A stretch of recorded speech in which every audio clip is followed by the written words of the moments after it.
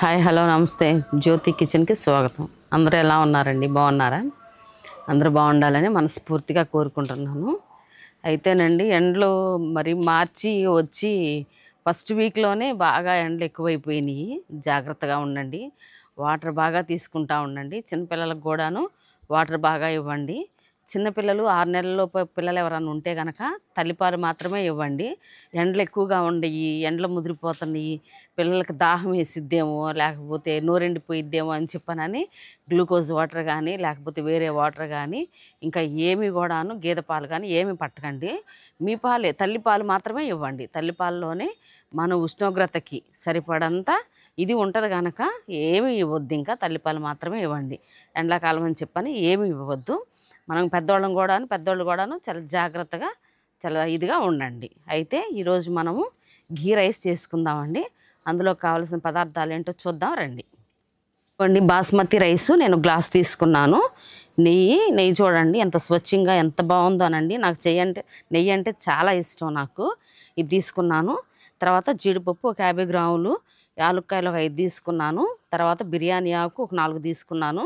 Star పువ్వు, చెక్క, లవంగ, షాజీరా, తర్వాత మరాఠీ మొగ్గ, అనాసి పువ్వు, అల్లం ఒక చిన్న ముక్క తీసుకున్నానండి. తర్వాత చిన్నులపాయ ఒకటి తీసుకున్నాను. పెద్దుల్లిపాయలు మీడియం సైజు పెద్దుల్లిపాయలు 2 తీసుకున్నాను. క్యారెట్ ఒకటి, పచ్చిమిరపకాయలు ఒక 5, పుదీనా, కొత్తిమీర. నెయ్యి ఎంత చూపించానని చెప్పానని ఇంత వేస్తాను అనుకుంటారేమోను. ఇంతేనండి. మన గ్లాసు బియ్యానికి ఎంతవరకు అయితే సరిపోయిద్దో అంతవరకే వేస్తాను. అయితే చాలా తక్కువ ఐటమ్స్ అండి, ఎక్కువ ఏం లేవు అసలు. చాలా కడుపుకు కూడా హాయిగా ఉంటుంది. ఈ తక్కువ ఐటమ్స్తోనే ఈ ఘీ రైస్ అనేది చాలా సూపర్ టేస్ట్గా ఉంటుందండి. ఇప్పుడు మనం ఇవన్నీ శుభ్రం చేసుకొని కడుక్కుందామండి.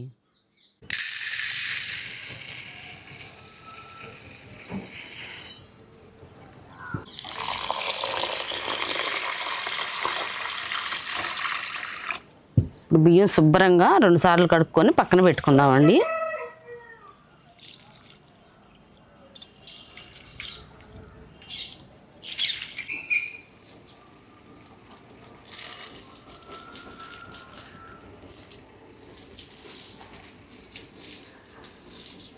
ఇవన్నీ కూడాను చక్కగా కడుక్కొని కోసి పక్కన పెట్టుకున్నానండి. అల్లం చిన్నులపాయ పేస్ట్ కూడాను చక్కగా నూరేసేసుకున్నాను.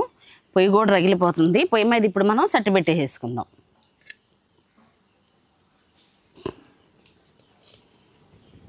వేసుకుందామండి.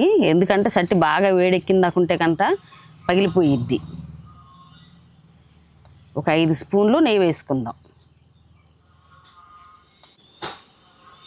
ఓకేనండి. నెయ్యిని ఇప్పుడు కొంచెం వేడెక్కనిద్దాం. ముందు జీడిపప్పు వేయించుకుందామండి.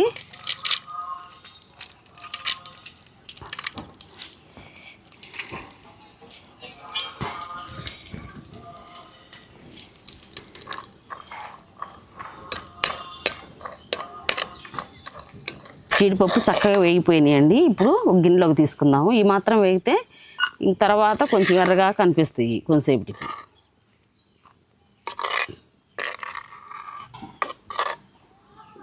ఇప్పుడు అదే నెయ్యిలో మనం ఈ పలావ్ దినుసులు మొత్తం వేసేసుకుందామండి. కొంచెం వేగనిద్దాం.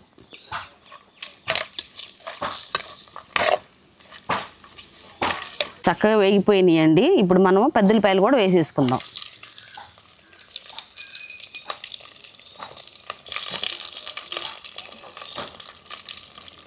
పెద్దుల్లిపాయలు కూడా మంచిగా వేగనిద్దాం.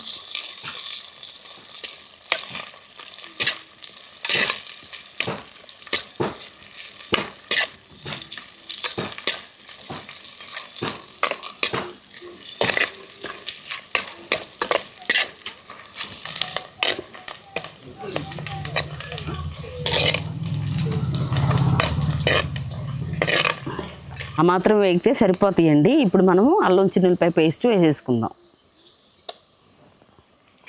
ఇది కూడా బాగా వేగనిద్దాం.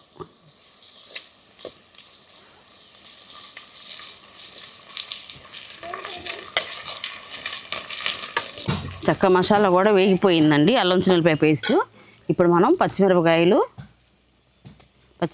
ఇలా చీలికలు చేసుకొని పెట్టుకోవాలి. తర్వాత క్యారెట్, కొత్తిమీర, పుదీనా వేసేసుకుందామండి. వేసుకొని కొంచెంసేపు వేగనిద్దాం వీటిని.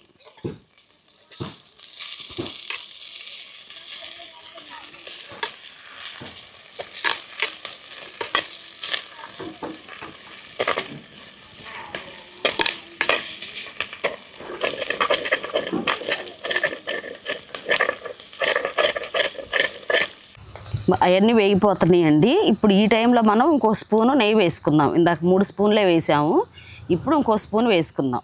ఎందుకంటేనండి మొత్తం ఒకసారి వేయింది, మనం మసాలా దినుసులు అవన్నీ వేసాం కదండి, ఆ ఫ్లేవరే వచ్చిద్ది కానీ నెయ్యి ఫ్లేవర్ అనేది రాదు. అందుకని చెప్పానని మనం నీళ్లు పోసే టైంలో ఇంకొక స్పూన్ నెయ్యి వేసుకుంటే అప్పుడు మంచి వాసన అనేది వచ్చిద్ది. ఈ మాత్రం వేగితే సరిపోయిద్దండి. ఇప్పుడు మనం వాటర్ పోసేసుకుందాం. మనం ఏ గ్లాస్తో అయితే బియ్యం తీసుకుంటామో ఈ గ్లాస్తోనే 2 గ్లాసులు నీళ్లు తీసుకోవాలండి.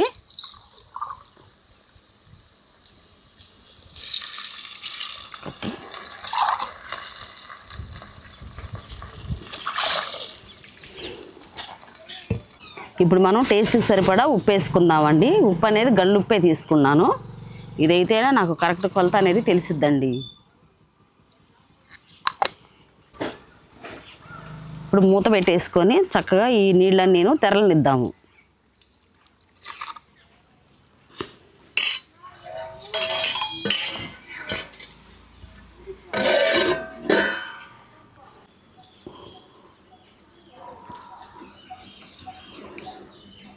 ఒకసారి మూత తీసి చూసుకుందామండి.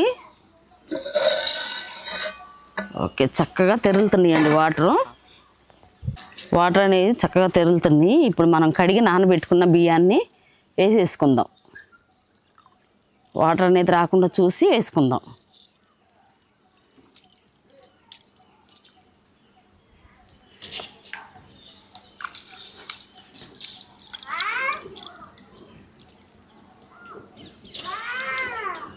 ఒకసారి తిప్పుకుందామండి. బియ్యం మొత్తం వేసేసుకున్నాను. ఇప్పుడే కొంచెం ఉప్పు కూడా చూసుకుందాం.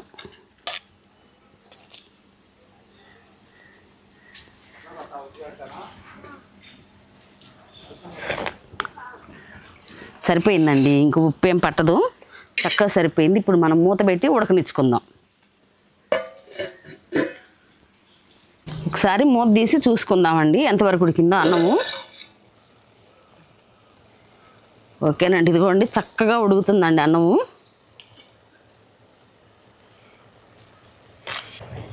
అన్నం చూడండి చక్కగా ఉడుకుతుంది.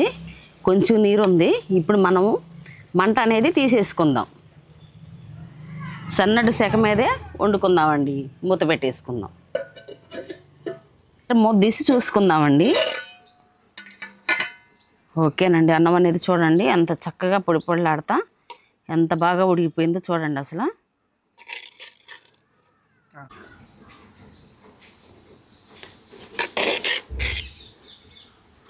బాగా ఉడికిందండి. మనం వేసిన నెయ్యి కూడాను చక్కగా సరిపోయింది. ఇంకా నెయ్యి ఏం పట్టేటట్టుగా లేదు. ఇప్పుడు మనం వీటి మీద మనం వేయించి పెట్టుకున్న జీడిపప్పు వేసేసుకుందాం.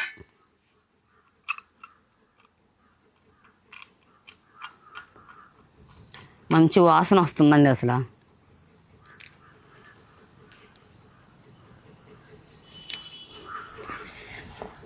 ఇప్పుడు దించేసుకుందామండి. అయిపోయింది, చక్కగా ఉడికిపోయింది. ఇప్పుడు మనం దించేసుకుందాం.